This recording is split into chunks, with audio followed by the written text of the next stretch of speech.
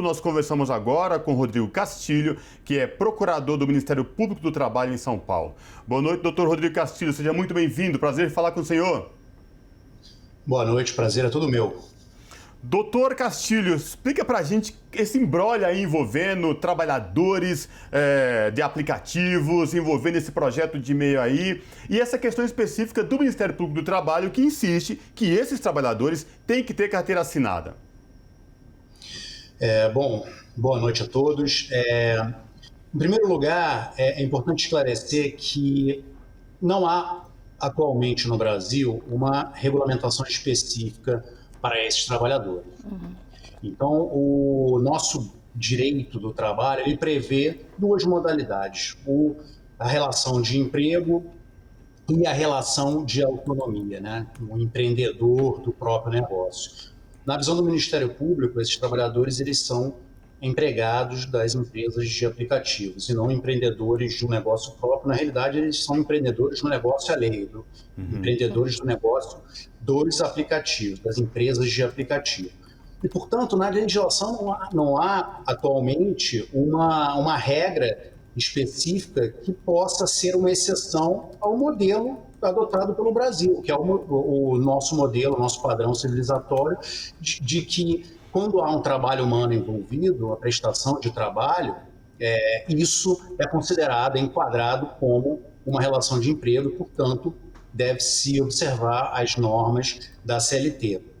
Atualmente há no Congresso Nacional diversos projetos de lei para a regulamentação dessa categoria, dessa nova categoria, né, que seriam os trabalhadores de aplicativo. A preocupação do Ministério Público é justamente com a proteção desses trabalhadores, né? Se esses projetos de lei vão prever alguns direitos, evidentemente obrigações também, mas se esses projetos eles prevêem direitos a esses trabalhadores. Atualmente não há nenhuma proteção, esses trabalhadores não gozam de nenhum direito relacionado a essa relação jurídica que eles têm com os aplicativos. Doutor, com relação, enfim, acho que ficou bem explicado nesse momento inicial a questão da ausência de seguridade do trabalhador. Mas tem um outro elemento que foi inclusive objeto no ano passado, até um pouco antes da pandemia e também no início da pandemia, de manifestações dos entregadores de aplicativos, com destaque aqui em São Paulo, que eu cheguei até a acompanhar algumas, sobre a exploração. Então, quer dizer, porque o sujeito vai lá, entrega, ele tem que dar uma porcentagem para esse dono do aplicativo, e aí no projeto fala-se sobre a retenção dos R$55 de imposto. Não é um absurdo falar nessa retenção recaindo esse imposto sobre o trabalhador que já é precarizado? Sim, é um absurdo, é um paradoxo dos paradoxos, né? A empresa explora a mão de obra, explora aquele trabalhador e ainda retém o valor. Vejam que a Organização Internacional do Trabalho, através de uma convenção 181, ela proíbe a cobrança para agenciamento, cobrança sobre o salário para agenciamento de trabalho. As empresas não podem reter percentual. Empresas que agenciam o trabalho não podem reter percentual do salário do trabalhador, porque isso é uma prática ilegal. E é justamente isso que as empresas de aplicativos fazem mês a mês. O trabalhador ele realiza, ele executa a prestação de serviço, né? O entregador, por exemplo, ele vai lá, pega a mercadoria do ponto A, leva ao ponto B, isso tem um valor, o valor que é fixado pelo aplicativo, não pelo trabalhador. Se ele fosse um autônomo, ele saberia o valor da mão de obra dele, quanto vale o trabalho, mas é o aplicativo que estabelece o preço da prestação de serviço. Mas o aplicativo vai além, o aplicativo retém um percentual sobre o trabalho, sobre o valor do trabalho dessa pessoa. Então, isso a Organização Internacional do Trabalho entende que é uma prática ilegal. Então, por qualquer ângulo que se analise essa questão dos aplicativos, você veja que há diversas ilegalidades atualmente. Os aplicativos se valeram desse vazio jurídico, né? Não havia uma legislação que pudesse enfrentar essa situação e todos esses trabalhadores foram considerados autônomos, sem direito, sem proteção como você bem disse, securitária, previdenciária, questões de acidentes, questões de equipamentos de proteção individual. Esses trabalhadores eles são responsáveis por todos os custos da prestação de trabalho, enquanto as empresas, o custo marginal dessas empresas é zero, né, praticamente. O único custo que essas empresas têm são com profissionais de TI para estabelecer o aplicativo e formular o algoritmo, mas retém valores altíssimos de todos esses trabalhadores, tanto que são empresas que são consideradas empresas unicórnio, são empresas que valem mais de $1 bilhão na Bolsa de Valores. E muitas internacionais, né? Exato, Desculpa, porque exato, também tem isso, né? exato. Tem esse outro elemento, né? Não. Sim, o mundo inteiro está enfrentando esse problema. Todos os países próximos do Brasil, que do mundo ocidental, estão enfrentando esse problema. É uma desregulamentação total das relações de trabalho, né? Muitos países têm enfrentado essa situação, alguns com coragem. A jurisprudência internacional está caminhando para reconhecer que esses trabalhadores têm que ter direitos garantidos, né? Eles não podem ficar nesse limbo jurídico, e é uma preocupação também das organizações internacionais de como a presença desses aplicativos no mercado de trabalho, de consumo, isso está desregulamentando todas as nossas normas de proteção social e como isso está impactando no emprego em todos os países que receberam esses aplicativos recentemente. Ou seja, doutor Rodrigo Castilho, a precarização, ela também é globalizada, né? Ela gira no globo de uma forma, assim, assustadora.